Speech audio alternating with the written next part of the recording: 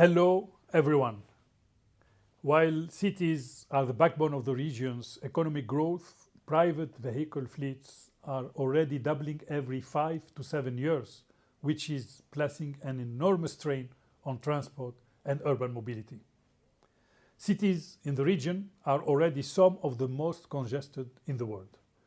And with the rapid urbanization, this is only going to get worse with deteriorating air quality and traffic safety, high consumption of fossil fuels, and rising greenhouse gas emissions. Road transport continues to dominate transport infrastructure investments in the region.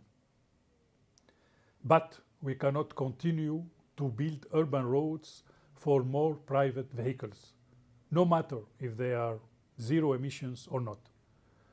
It will only lead to more congestion and more negative externalities.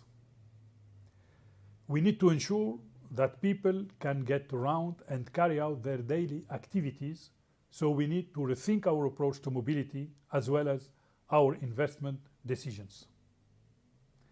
If public transport is to keep pace with the transport demand and avoid an unsustainable shift to private mode of transports, significant increases in infrastructure and operational investment in the sector will be needed. Cities are realizing that public transport investment and shifting to public transport provides more than a mobility option, but that it also supports cities in many other ways. Cities with a high share of public transport can reduce their emissions and traffic fatality rate by half.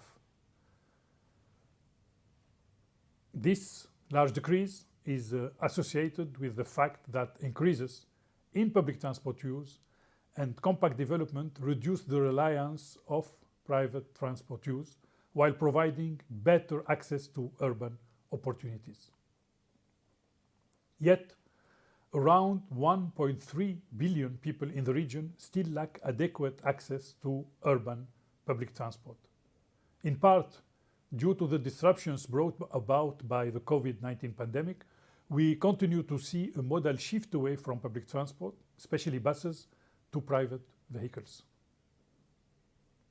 If we continue along this path, we will not meet the targets set by the Sustainable Development Goals, nor the goals and vision of the Aichi Declaration.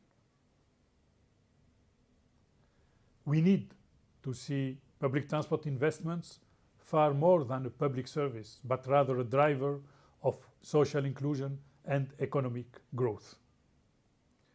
Spending on public transport infrastructure pays for itself, stimulating economies, and that the final impact is far greater than the initial investment. It generates 30% more jobs than building roads and delivers economic benefits that are around 5 times higher than the money invested in it. Put simply, investing in modern and far-reaching public transport system is investing for the future that will improve the livability of cities across Asia. So we need to radically increase efforts in providing financial as well as capacity and policy development support that will help enable achieving the goals of the Aichi 2030 Declaration. Thank you for your attention.